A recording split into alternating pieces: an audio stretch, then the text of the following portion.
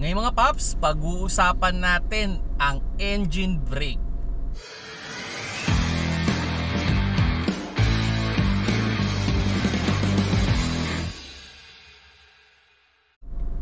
Hello mga paps, I'm Kuya Shane at may na-receive lang tayong isang question na pinagtatalunan nila kung okay ba daw talagang mag-engine brake. Okay, ano ba tong engine brake?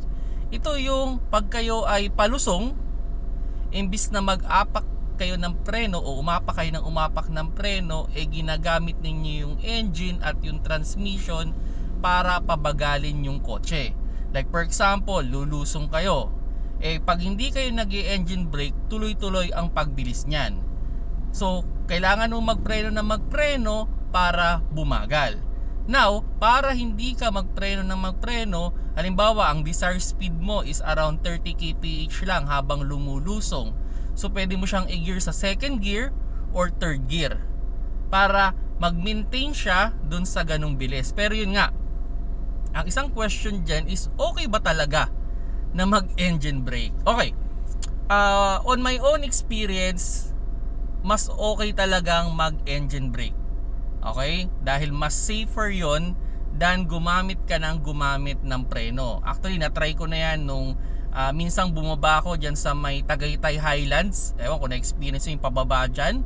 Naku, napakalayong pababa na talagang matarik talaga yung pagbaba. At pag hindi ka gumamit ng engine brake, pwede kong sabihin mai-stress up yung iyong rotor disc at iyong brake pad. Okay? So mag-iinit talaga yan. And pag nag-init yan ng todo, there's a possibility na pwedeng mag-fail yan o hindi na yan makapreno.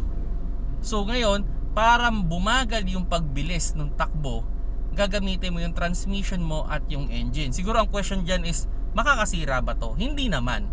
As long na dadahan-dahanin mo lang. Kumbaga halimbawa bumababa ka, siyempre pepreno ka muna, pababagalin mo muna, then ikakambyo mo siya dun sa desire mo na